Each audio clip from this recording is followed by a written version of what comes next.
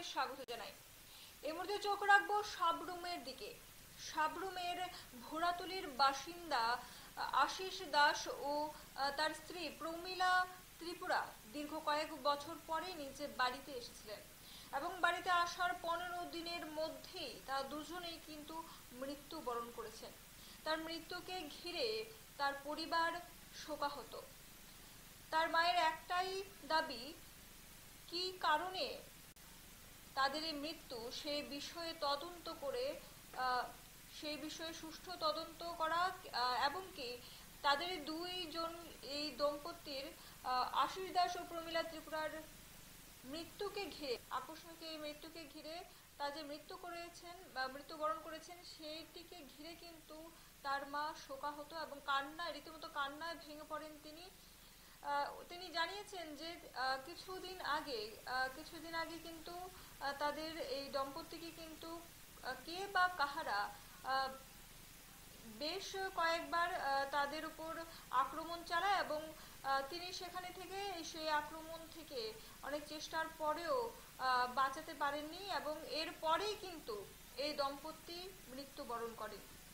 এই মৃত্যুকে ঘিরে শোকাহত তার পরিবার এবং রীতিমতো কান্নায় ভেঙে পড়েন তার মা। শুনবো এই বিষয়ে আশিস দাসের মায়ের বক্তব্য। কে আইছে, কি হয়েছে? ফুলার বউ আছে না, ছেলের বউ। আপনার ছেলের বউ? হ্যাঁ, ছেলের বউর আত্মীয় স্বজন।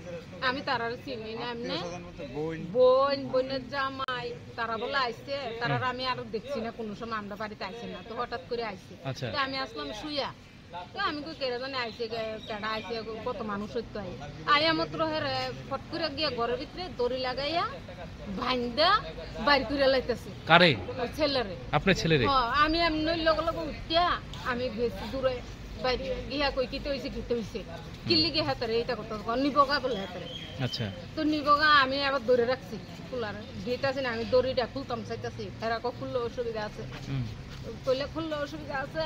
আমি দৌড়ে দাঁড়া দিছি, তবে দেই না হেরে নিতে বললা হেরা টানাটানি করতেছে। এরপরে ওই হের বউ আছে না, হের বউ কি জানি হেরা বাসা দিয়ে কইতেছে, আমি ট্রাইবেল ভাষা বুঝি না, কইতেছে পরে তাইরেও যায় এবার ধরছে, দৌড়ে ফিরতেছে মহিলারা, আর হেতারে ধরছে পুরুষ দুইজন আইছে। তো এরপরে এডি করতেছে, আবার হেতারে ভাঙছে পরে জুতা দিয়ে মহিলারা ফিরতেছে, পিছা দিয়ে ফিরতেছে, লাড়ি দিয়ে ফিরতেছে, মনে করেন জাফা তা দিয়ে মারতেছে। হেতারে কেন মারতেছে?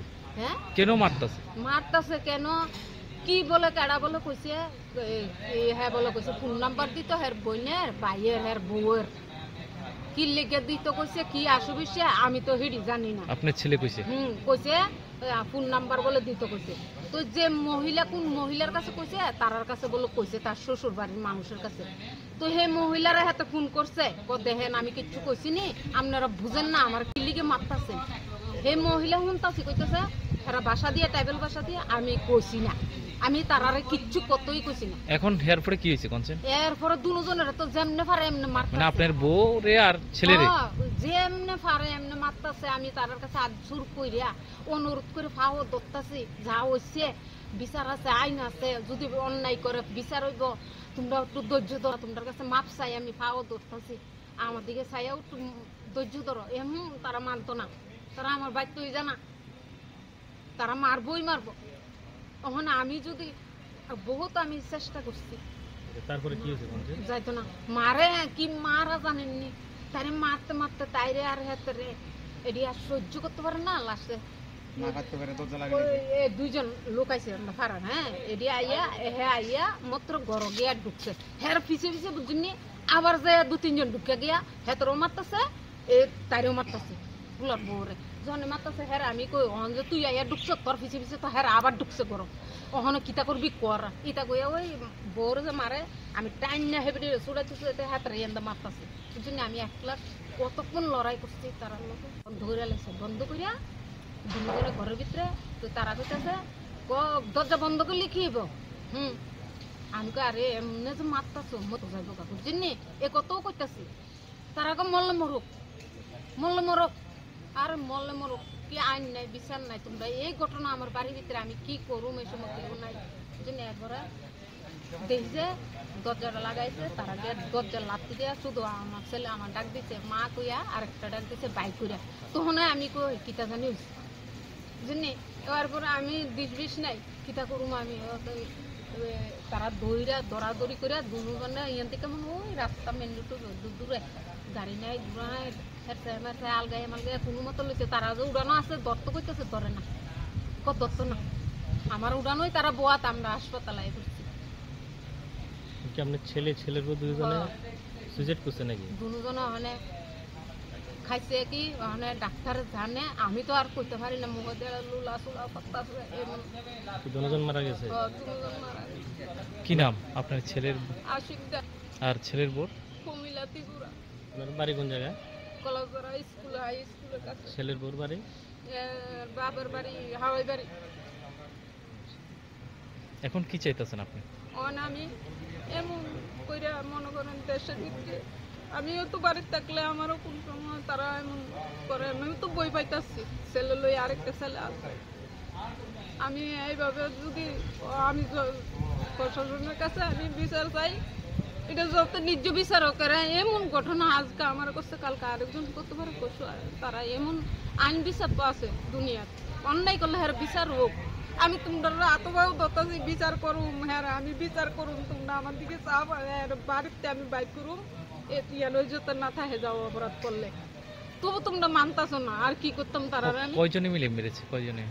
8 জন রয়েছে, 8 জন। 2 ওট বইরে আছে বলে স্যার আমি যদি তারার লোক বেশি কিছু করতাম যেতাম এই সময়, কিন্তু তারা আরো মানুষ এখন থানায় কোনো এফআইআর করছেন? থানায় মনু থানাত করে আইছি। মনু থানাতে? এটা নিশ্চয় করেন। আমি আর কত বছর হয়েছে ছেলে বিয়ে হয়েছে? বিয়ে হয়েছে 5 বছরের মতন দুজনে। সাবরুম বাসিন্দা আশিস দাস ও তার স্ত্রী প্রমিলা ত্রিপুরার এই হঠাৎ করে মৃত্যুবরণকে ঘিরে তার পরিবার শোকাহত। তার মার একটাই দাবি, এই আশিস দাস ও তার স্ত্রী প্রমিলা ত্রিপুরার উপর হওয়া আক্রমণ এর ন্যায় তদন্ত, ন্যায় বিচার চাইছেন প্রশাসনের কাছে।